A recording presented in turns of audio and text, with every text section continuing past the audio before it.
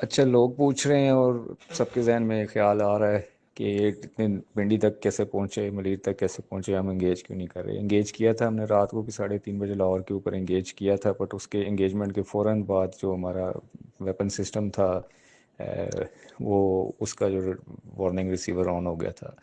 Which means कि वो detect हो गया था, जिसको हमें फिर शिफ्ट करना पड़ा। ये जो ड्रोन्स आ रहे हैं इन पे ईएसएम सूट माउंटेड है। इनका पर्पस है कि ये हमारे ग्राउंड बेस्ड एयर डिफेंस की रेडिएशंस को डिटेक्ट करें, और डाटा लिंक के पीछे ये हमारी लोकेशंस को ट्रांसमिट कर देते हैं कि जो उनके कमांड सेंटर्स को, कि कहाँ से उनको हमने लॉक किया है, जिसकी वजह से हमारे ग्राउंड बेस्ड एयर डिफेंस के जो सिस्टम्स हैं, लो मैड्स हैं, हाई मैड्स हैं, उनकी लोकेशन डिस्क्लोज हो जाएगी। इसलिए कल रात जब उसको पहले एक्टिव हमने इंगेज किया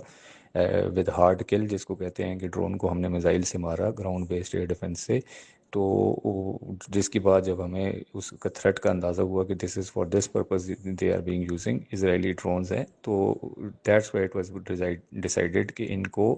long range air defence systems जो कि मिसाइल गाइडेंस सिस्टम्स पे वर्क करते हैं उस पे हमने नहीं एंगेजमेंट करनी। इनको आइदर हमने सॉफ्ट किल, जिसको हम कहते हैं, थ्रू जैमिंग इनको गिराएं, या फिर ये जब ज़रा नज़दीक नीची रेंज में आए तो इनको हम अपने और लेकिन वेपन सिस्टम्स और जो गन वेपन सिस्टम्स हैं उनसे हम इनको शूट डाउन करें। तो ये प्रोब कर रहे थे, और ये प्रोब करते हुए ये लॉइटर हुए हैं, but they have been continuously monitored. इनका रूट आने का सारा वो कर रहा था, बट इसको engage through long range air defence missile system से नहीं किया गया डेलिबरेटली,